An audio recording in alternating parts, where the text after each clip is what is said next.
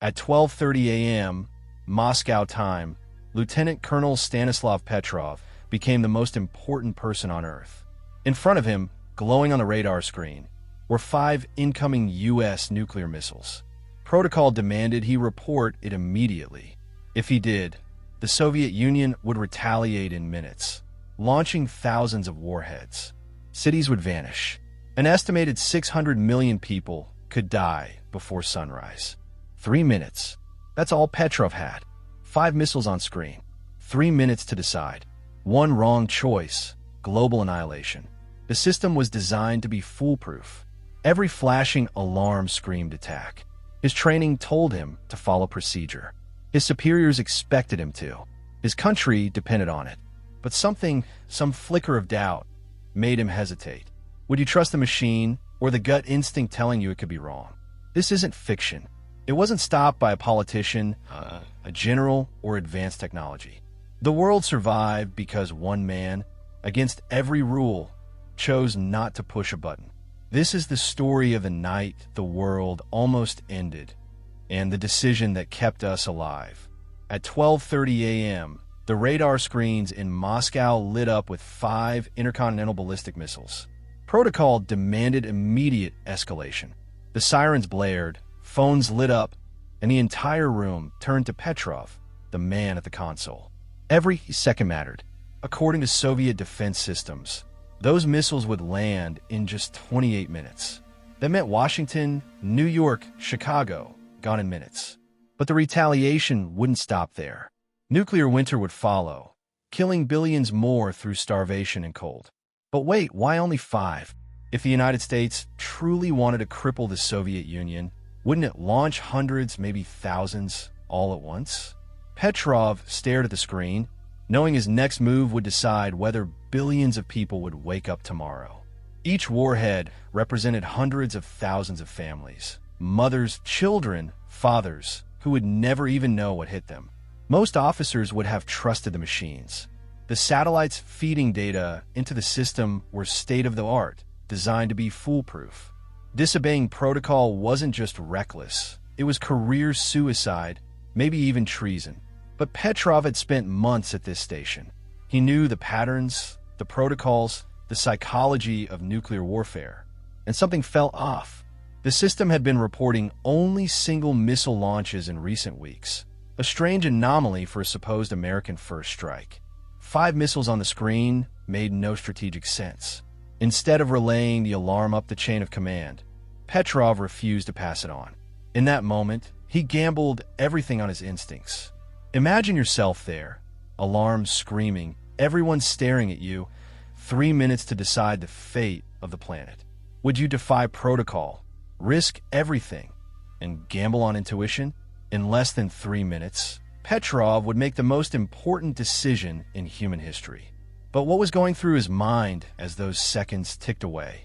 The weight pressing down on Stanislav Petrov was more than military duty. It was psychological suffocation. Every rule, every training exercise, every lecture drilled into his head said, trust the system. Protocol existed for a reason.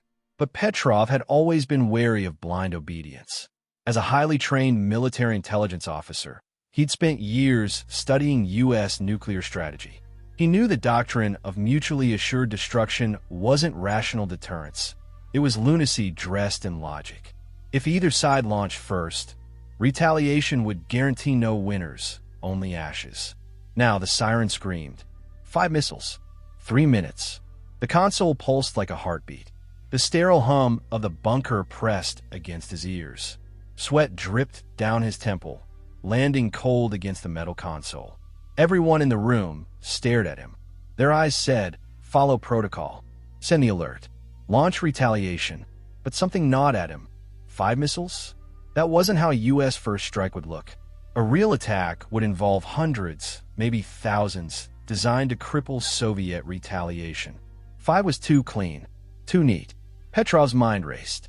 Was it a malfunction? A false reading from the satellites? Or the unthinkable? Had the Americans changed their strategy, targeting Moscow with a surgical strike? He knew the chain of command. If he passed the alert upward, it would trigger the Kremlin's nuclear launch protocols. Within minutes, orders would ripple through silos, submarines, and bomber fleets. Tens of thousands of warheads would be armed. One confirmation call, and global annihilation would be locked in motion. This wasn't just a technical dilemma. It was a human one, the psychology of decision-making under maximum stress. Research shows that under extreme time pressure, people fall back on rules and habit. Petrov was fighting not only his orders, but his own brain's instinct to obey them. He reminded himself why he was here. He wasn't just another officer. He'd been chosen because of his judgment, because he could think where machines could not. And in that moment, instinct whispered, false alarm. He told his team exactly that. He defied everything drilled into him. But the clock was still ticking. If Petrov was wrong, missiles would strike in less than 25 minutes, and the world would learn his mistake in fire. Petrov's gut told him it was a false alarm. But guts didn't matter in a Soviet bunker. Machines did, and the machines were screaming. The console pulsed red. Impact in 25 minutes. 24. 23. Each blink was a death toll already written, waiting for his confirmation. His subordinates shifted uneasily, whispering, "Comrade, you must report this." Protocol demanded escalation. Passing the alert would trigger the Kremlin, who would raise the entire nuclear arsenal to launch readiness. Silo commanders, submarine captains, bomber pilots, all waiting for the signal to strike back. With 3 authorizations, 11,000 warheads could be in the air. Petrov inhaled. He replayed the facts. Only 5 missiles, not the hundreds expected in a U.S. first strike. No radar confirmation yet, just satellites.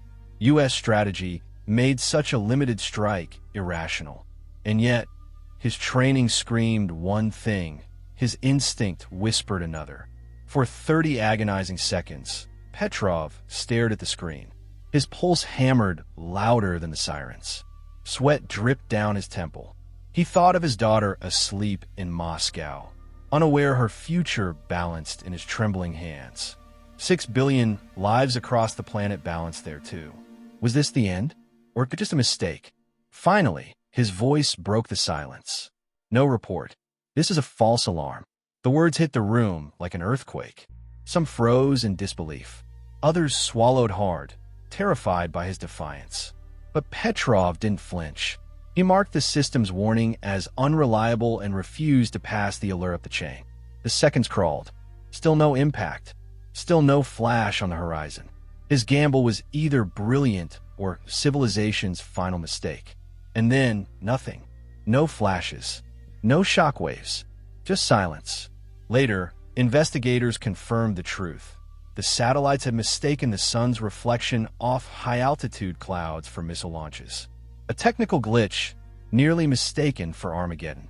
Petrov had trusted instinct over protocol and saved the world. But the victory brought no celebration. Within months, he was reassigned to a lesser post. His heroism buried in classified files. His name erased from official records. Because in the Cold War, even saving humanity could cost you everything. Petrov's act of defiance saved the world, but it cost him dearly.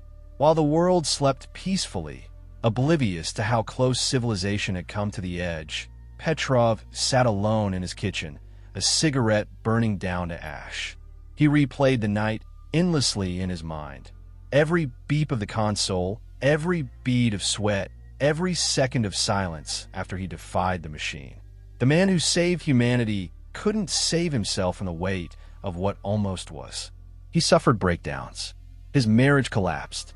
His career, once promising, quietly ended in obscurity. And when recognition finally came, it was muted, almost surreal. 20 years later, a frail Russian man stood before the United Nations.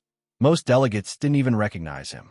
Yet every person in that room owed their existence to his 30-second decision. Petrov received awards in Germany, in the US, even in Moscow, but the applause never filled the silence that haunted him. Heroes are often celebrated too late and too lightly. But here's the truth. Right now, someone somewhere is facing a decision. It might not involve nuclear warheads, but it carries the same human weight.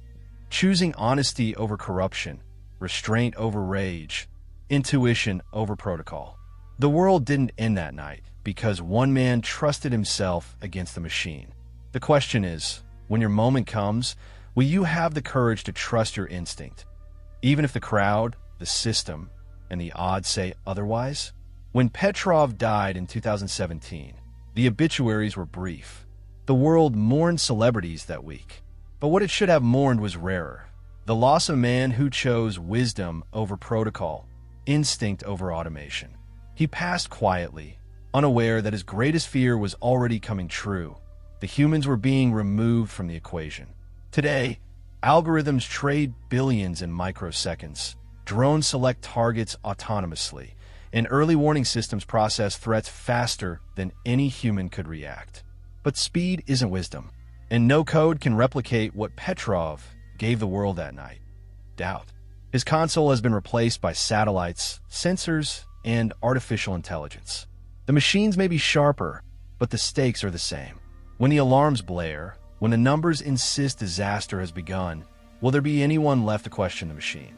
History doesn't just belong to generals or presidents. Sometimes it belongs to one human being staring down blinking lights, carrying the weight of civilization in silence. Petrov showed us the thin line between survival and annihilation isn't steel or silicon. It's human courage. And one day that line might be you.